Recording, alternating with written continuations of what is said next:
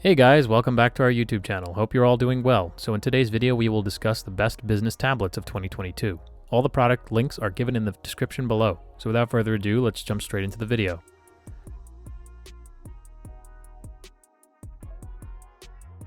Best HD, Samsung Galaxy Tab S6. This is amazingly slim at 5.7 millimeters from front to back and weighs less than a pair of iPhone 11 Pro Maxes. It also has a significantly smaller footprint than 10.2 inches iPad, thanks to its minimal bezels, and yet Samsung has managed to squeeze in more features. One notable feature is that the tablet has a microSD card slot for expanding the already generous 128GB of internal storage. The product's physical features are limited to USB Type-C, as you might expect on a tablet. Still, the flexibility of this sort of connection means it's relatively simple to attach peripherals such as mice and keyboards and even external hard drives and monitors. Attach a simple USB hub, and it's possible to connect multiple peripherals simultaneously. This really can be a replacement for your laptop. It's split into two parts. One part sticks to the rear of the tablet, providing protection and storage from the stylus. Another notable feature is the Surface Pro style kickstand that can be adjusted to any angle. The other flap, which hosts the keyboard and a touchpad, attaches magnetically to the tablet's keyboard connector and protects the screen when folded away. One area where it excels is its display. While Apple relies on IPS panels for its tablets, Samsung uses a 10.5 AMOLED screen, which provides perfect contrast and vivid colors that are easily matched for the iPad Pro's displays. It's also beautifully sharp with a resolution of 2560 by 1600, equating to an absurdly high 296 ppi. The image quality is exceptional too.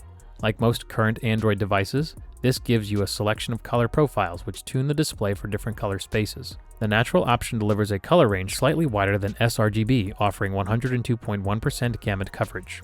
Vivid gets closer to DCI P3 with an impressive 106.9% sRGB coverage. This is a great tablet. It's powerful yet terrifically light and portable, offers excellent battery life, and works out cheaper than equivalent 11-inch iPad Pros.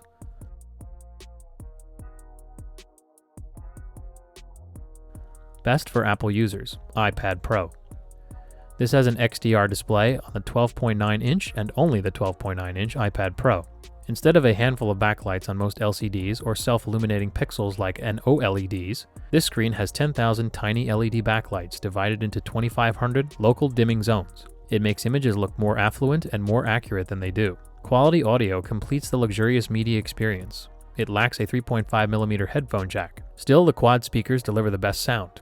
The 2732 by 2048 pixel display has other features in an iPad Pro screen, most notably the 120Hz ProMotion refresh rate. It is a standard on Samsung and OnePlus phones, but Apple saves it for the iPad Pro line. The higher frame rate makes the pencil more responsive and scrolling is smooth. The back has a 12-megapixel f/1.8 primary camera and a 10-megapixel f/2.4 125-degree wide-angle camera, along with a LiDAR depth sensor that greatly accelerates augmented reality (AR) and 3D image capture. There's a 12-megapixel 122-degree wide-angle camera on the front, upgraded from the 7-megapixel on last year's model. The main camera records video at 4K up to 60 frames per second. The front camera records 1080p video at 60 frames per second. This year's iPad Pro is a marvel.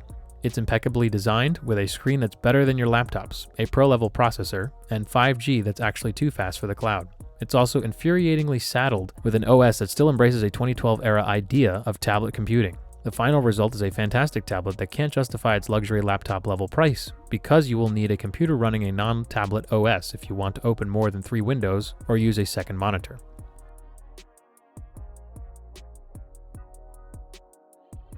Best for travel, Google Pixel Slate. It's a 12.3-inch LTPS LCD with a resolution of 3000 by 2000 and 293 ppi. The color reproduction and viewing angles are excellent, and it's a joy to watch video on. The back is plain, brushed midnight blue, the only option, and aside from a single camera and solitary G logo, it is entirely blank. 2 USB-C ports are compatible with power delivery and data transfer, but there is no headphone jack. There's a USB-C to 3.5mm headphone dongle in the box. The keyboard cover is well built with a soft rubberized outer and a clever magnetic design that lets you use it at any viewing angle. 5 backlighting levels on the keyboard are great, but there's no auto option, so you'll have to keep pressing Alt on the screen brightness buttons to change it. The keyboard also has a launcher key and an assistant key, 2 valuable things you lose without the keyboard purchase. Conversely, battery life is absolutely superb, and the included fast charger works well via either the USB-C ports. We worked on the Slate for an entire 8 to 10 hour working day without having to recharge it. And despite the absence of a headphone jack, the dual speakers are pretty good for Netflix, binges, and films.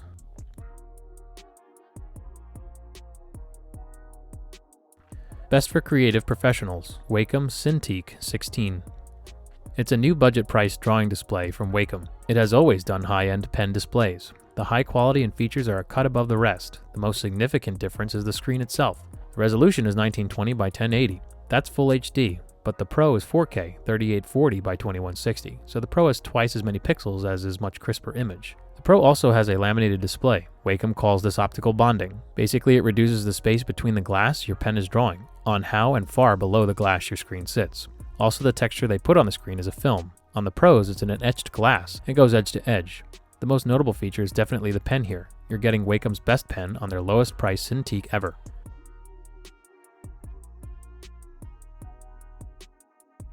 Best overall, Microsoft Surface Pro X.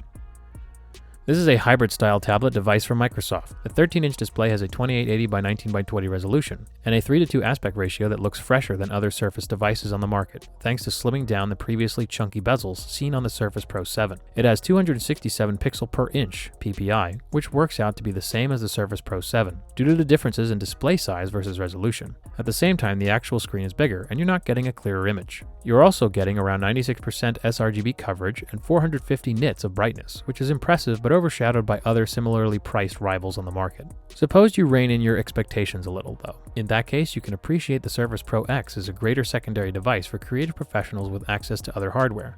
The lack of graphical capabilities on the Surface Pro X means that even if it can natively run popular applications like DaVinci Resolve or Blender, you won't be enjoying the sluggish experience.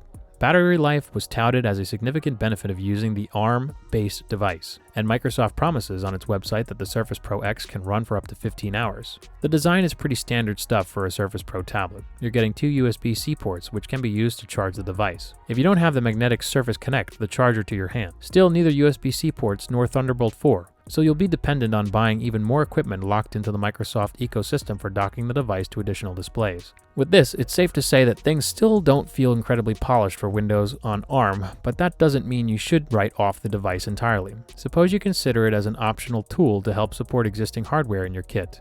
In that case, it's a fantastic addition to a workspace. So that's it for today's video. Hope you enjoyed it. If so, please like, share, and subscribe.